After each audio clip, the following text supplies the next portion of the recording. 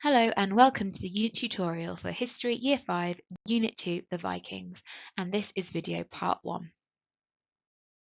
This video will walk you through the following areas: what resources are available and how to access them, the unit's disciplinary and substantive concepts, the unit's inquiry question, and the unit's sequence of learning.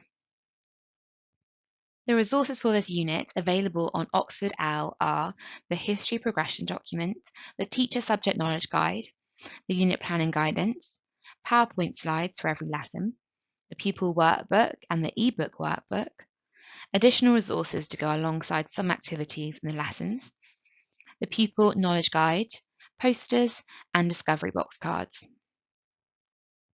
To access the resources on Oxford OWL, you'll need to log in to Oxford OWL, click on subscriptions, select the year group and subject you want, in this case Year 3 and 4 history, scroll down to view the available resources, select the year group from the drop-down option, select the unit from the drop-down option, and download the resources for each lesson. Here is an overview of the disciplinary and substantive concepts for this unit. You can pause the video here to read through them, but you can also find them in the progression document and this unit's unit planning guidance. Although all units will support pupils with historical understanding, the main units we have highlighted as supporting this one are the Year 4 Unit 2 Roman Britain unit and Year 5 Anglo-Saxon and Scots units.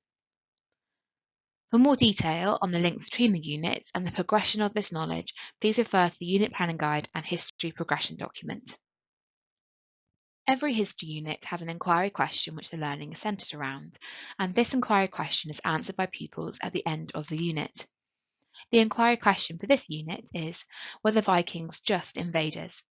The main disciplinary concept we look at is DC2, continuity and change, to understand that the actions of the Vikings changed over time. This is the lesson sequence for this unit.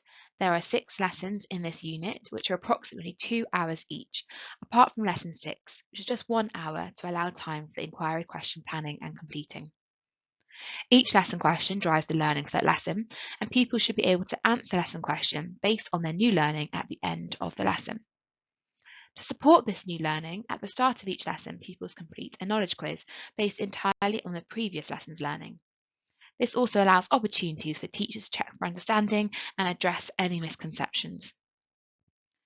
To prepare to teach a unit, we recommend you read through the Teacher Subject Knowledge Guide, read through the Unit Planning Guidance to be aware of any upcoming trip suggestions or activities that need resources, and use a copy of the pupil workbook to complete the activities yourself. We'd recommend using a pupil workbook as a teacher copy to do this. We provide the answers for each activity, but working through the activities yourself will allow you to put yourself in your pupil's shoes, as well as starting the process of working out what adaptations may need to be made. Before you start video part 2, take some time to complete your exemplars for each of the lesson activities, and we'll see you back for part 2, where we'll look at adaptations and key moments within the unit to plan for.